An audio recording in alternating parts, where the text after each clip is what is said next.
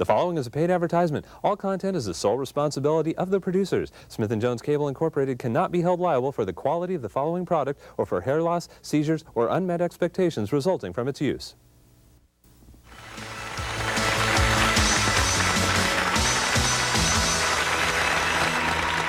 Good evening and welcome to Bright Ideas. I'm your host, Ken Jones. You know, in my career I've worn a lot of hats. Child actor, meth addict, convict. But through all that, I was never able to make a lot of money. That is until I met tonight's special guest. He is a man who's amassed a personal fortune worth over $50 million. And he did so without the benefit of business savvy, investment capital, or personal integrity.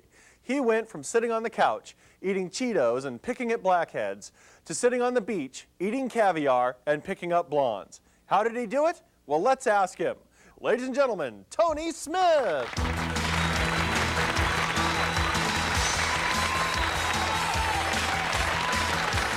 thanks for coming, Tony. I am just thrilled to be here. So tell us, what's the secret to your amazing success? One simple word, Ken: litigation. We all remember the story of the 70-year-old woman in Chicago who spilled hot coffee in her lap and sued McDonald's for medical costs and emotional hardship. Now, she was awarded $10 million even though, one, spilling the coffee was her mistake. Two, coffee is supposed to be hot. If it was lukewarm, nobody would drink it. And three, she burned parts of herself that she's not likely to use again anyway. Wow! Wow is right, Ken. You can make an absolute fortune suing people, and my series of tapes will show you how. Tell us how you got started in this business. Well, a couple years ago, I was driving through town on my way to the bank to cash my unemployment check when I was rear-ended at a stoplight. Now, the other driver didn't hit me that hard. I wasn't hurt, my car wasn't damaged, but I had one of those little figurines of Jesus on my dashboard, and the impact caused it to fall off and break. Well, I'd had enough. I sued the bastard for assault, emotional distress, and religious persecution.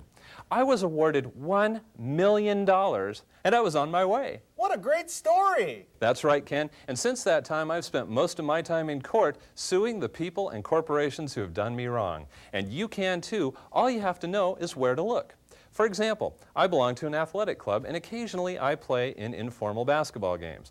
Well, last year, I sued the captain of the shirts team for discrimination because he didn't pick me first.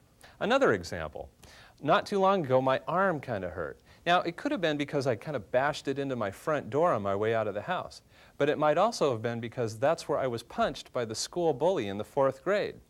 So I looked him up and sued the bastard for 20 years of physical and emotional trauma. Boy, wasn't he surprised. I'll bet.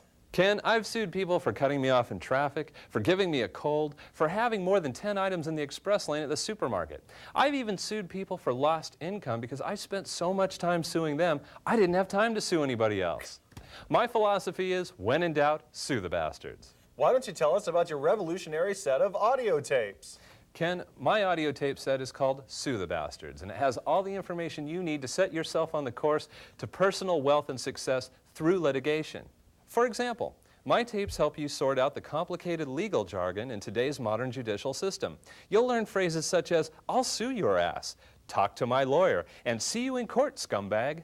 You'll also get a comprehensive list of lawyers that specialize in frivolous lawsuits, doctors who will diagnose anything you want in exchange for a fee, and wholesale distributors of cervical collars and canes. What about the skeptics who say that your money-making scheme is immoral, unethical, and unnecessarily clogs up the court system? I would say that that is malicious gossip, and I will sue the bastards for libel, slander, and race discrimination. So, what's next for Tony Smith? Well, while waiting backstage, I tripped over a wrinkle in the carpet and dropped my notes. So, as soon as we're done here, I'm going to begin proceedings against the producers of this show, and I'm naming as co-defendants yourself, the studio audience, the company that makes 3x5 cards for making them so easy to drop, and the estate of Philo T. Farnsworth, the inventor of television, for creating a medium that required programming, that necessitated a studio, that needed carpeting, that placed me in a situation whereby I was in danger of dropping my notes. I'm suing for $20 million. That's fabulous. Well, we're just about out of time.